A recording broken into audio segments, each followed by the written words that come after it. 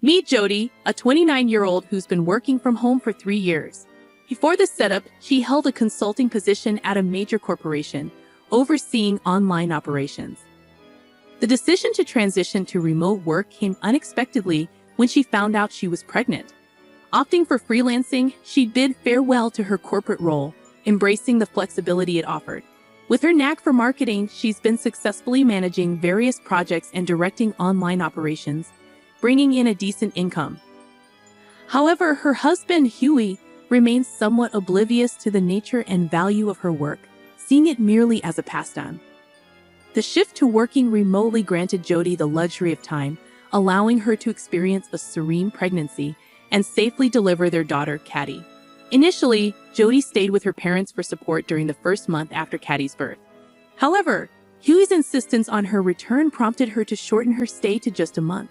Since then, she's been navigating the delicate balance between work and childcare, managing adequately but not without its challenges. Unexpectedly, Olivia, her mother-in-law, proposed the idea of living together. Despite initial reservations about the potential complexities, Jody agreed on the condition of building a duplex to maintain some level of autonomy. The construction proceeded smoothly, and soon they moved into the new home, sharing common spaces. While initially pleased with the arrangement, Jody's contentment soon turned to frustration as Olivia began to impose various household tasks on her, often disrupting her work. Olivia's demands grew incessant, leaving Jody little room to focus on her professional responsibilities. Even when Jody voiced her concerns to Hugh, she found little support, with him dismissing her grievances and insisting she comply with his mother's requests. This lack of understanding and support from her husband only added to Jody's stress, pushing her mental and physical well-being to its limits. "I'm working hard and you're just playing. That's pathetic." With every complaint I voiced, Huey's attacks escalated, dismissing my efforts as nothing more than play. Even when I insisted that I was seriously working, he refused to believe me. Cody, my father-in-law, seemed to echo Huey and Olivia's sentiments, viewing working from home as little more than a hobby. Their lack of trust in my work left me questioning my own worth, fearing abandonment due to my perceived inadequacy. Then one day, when Hugh was off work and everyone was home, I had Caddy lying next to me as I worked. Huey barged into the room with a loud noise, demanding I come to my parents-in-law's room immediately. Ignoring Caddy's cries and leaving her behind, he must have known she was there. Was the loud noise really necessary? Doubting the sensibility of Hugh and my parents-in-law, who interrupted my work, I picked up the crying Caddy and went downstairs. Entering the living room, I found the parents-in-law and Huey chatting happily. Perhaps I had reached my limit of irritation. Anger started to bubble up inside me. "What is it?" I asked quietly, sitting down with Caddy in my arms. The parents-in-law and Huey continued whispering to each other, their secretive behavior unsettling. Patiently, I waited for them to start the conversation. Then Olivia coughed exaggeratedly and glared at me with surprising words. "You leave this house," she said abruptly. I was confused by Olivia's statement. Did she mean for me to temporarily return to my parents' house? "What do you mean?" I asked, trying to remain calm. Olivia snorted and crossed her arms arrogantly. Even as I looked to Hugh for an explanation, he only smiled continuously. Was he mad, or was it me who was losing it? Why, I wondered. I needed to understand the reason calmly, so I first turned to Olivia and asked her why she said that. Olivia's eyes lit up as if she was glad I asked, and with a smile similar to Huey's, she began to rant about how inadequate I was. "Every day you neglect housework, let Caddy cry incessantly, and just play with your computer and mobile phone. I don't know if you're relying on Huey's salary, but you never listen to advice, just like a parasite," Olivia continued, laughing heartily as if she found it amusing. "I apologize for the housework, but I'm doing the basics. I also take good care of Caddy. She's quite a quiet child." I countered Olivia's accusations as much as possible. I can't just let go of my computer and mobile phone. I'm working. Isn't that understandable? Then Huey glared at me. Are you cheating or what? He accused, and I stared back at him, bewildered by his baseless accusation. Yes, Jody is cheating, Olivia joined Huey, pointing at me with a look of disgust. I was appalled at their audacity. I'm not cheating. I can show you my mobile phone right now, I said, taking out my phone to prove my innocence. But Huey just scoffed at it. Anyone can deceive with that. Can't trust you, he said dismissively. Realizing arguing was pointless, I put away my phone for now. We don't need someone like you. Parasites should move out immediately, Olivia continued to berate me. Move out quickly, she continued. I started to feel like maybe leaving with my daughter was the only option. However, there was one reason I couldn't decide to leave just yet: the duplex house. I was the one who paid for it, went to the construction company repeatedly, and was particular about the interior and exterior. Therefore, I couldn't just easily say, yes, sure, and leave this place. Moreover, the mortgage is still in my name, and I doubt Huey's salary alone could cover our living expenses. If I leave, my income goes too. Are you sure he can manage? I gave them one last chance to reconsider, but Huey scoffed. What income of yours? Don't make me laugh. We've been living off my salary alone until now. His ignorance made me feel almost sorry for him. I sighed deeply and turned to Olivia. Hugh is quite a handful, even more than a 6-month-old daughter. Will you be taking care of him? Huey is high maintenance. He needs his towel, underwear, and pajamas ready after his bath. His shoes polished daily, his shirts ironed, suits deodorized, and wrinkle-free. If his morning coffee strength is slightly off, he loses his temper like a madman. I doubted Olivia could handle such a needy Huey. I asked, offering Olivia a chance. I can do a better job than you. Who's just been playing around, she scoffed. Besides, if you leave, Huey already has someone else in mind. Olivia, looking pleased, said something that she shouldn't have to hear. What do you mean? I didn't miss a beat and turned my gaze to Huey and Olivia. Olivia showed a look of regret and hastily averted her eyes. Huey glared at Olivia. Why did you say that? He whispered in a low voice. Explain what's going on. From their reactions, I gathered that Huey might have another woman. I glared intensely at Huey, prompting him to speak uncomfortably.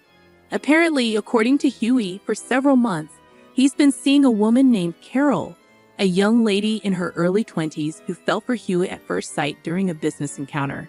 After her advances, they started dating. Carol is beautiful, graceful, and has a wonderful personality, Hugh says with a laugh. I couldn't believe it considering Huey's looks. I couldn't fathom why such a young woman would be interested in him. Half believing, I asked Hugh for proof. Thinking if it's true, I'd secure compensation. Hugh showed me his WhatsApp history with Carol, and as expected, the messages were mostly from Huey, suggesting dates and compliments. However, Carol seemed disinterested in anything beyond work, politely declining personal interactions. Moreover, she typically responded formally, with no stamps or anything, just simple replies. Stunned by Huey's smug face, I was at a loss for words. I took screenshots of the conversation, transferred them to my phone without permission, and saved them. You never know when they might serve as evidence. Then I'll leave. With all that had transpired, my affection for Huey had cooled off entirely, and I didn't care what happened to them anymore. I'll take Caddy with me, I declared as Huey and the parents-in-law seemed pleased with my decision to leave. Huey's face turned serious, and his raised hands fell. What are you talking about? You can't raise Caddy without any income. That's right, leave Caddy here. Don't be silly, Hugh, and the parents-in-law didn't understand why I needed to take her with me. As far as I'm concerned, I don't understand why I should leave my daughter in such a place. I've told you I have an income, and why would I leave her with people who can't even take proper care of her? When Caddy grows up, she'll work hard, and I'll relax. Hugh interrupted with his nonsensical talk as I was explaining why I wouldn't leave Caddy. My anger was building. He kept spouting selfish things, not realizing he's digging his own grave. He even plans to use our daughter as a tool. Very well then. Let's decide the custody through court. Please prepare a lawyer. Until then, I'll take care of her. But I knew that arguing here would only complicate things further with Huey and the parents-in-law, with unwavering confidence that I wouldn't lose. Once they agreed to legal proceedings, I wasted no time in preparing to leave immediately. Over the next few days, I never left my daughter's side, making all the necessary arrangements. I visited the construction company that had helped build the house and explained everything. I asked if they knew any good real estate agents to sell the house. Nick, the president of the construction company, became my ally, assuring me they'd handle everything. They quickly arranged for the sale, and to my surprise, due to the house's recent construction, pristine condition, and excellent location, it sold for far more than I expected. Simultaneously, they found an apartment for my daughter and me, a great place at the lowest price due to my budget considerations. I expressed my gratitude and began preparing to move immediately. "Oh, have you already found a place?" While packing my dishes in the living room, Olivia asked with a laugh. "Yes." I responded briefly, feeling no need to elaborate. "It'll be lonely without you," she said with a big laugh as she walked away. As unpleasant as she was, I looked around.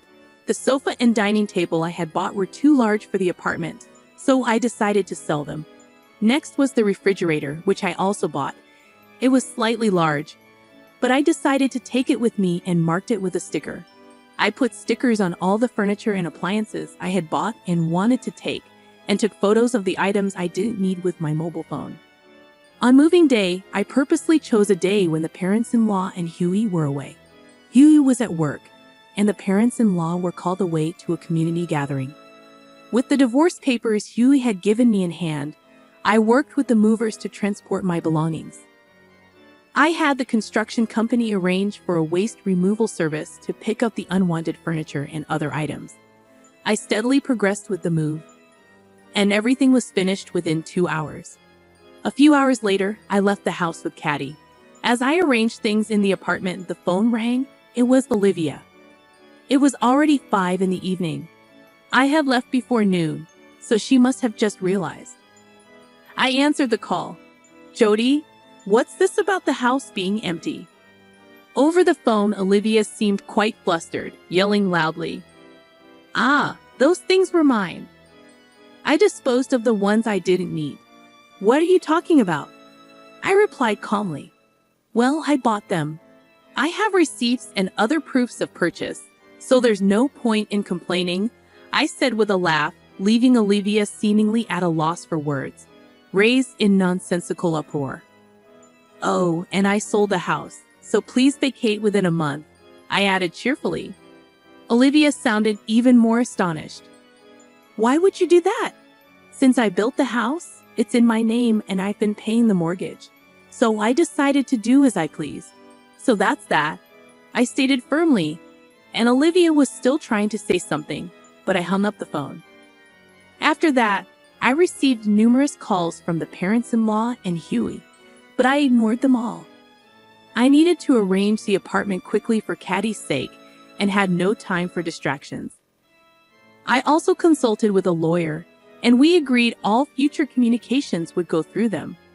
Months later, after repeated negotiations, I easily won custody of Caddy. The reasons were simple. I had ample financial resources. I had been the one caring for Caddy all along, and working from home allowed me to spend more time with her. Huey, who had assumed he would naturally win custody, was shocked and bitterly spat.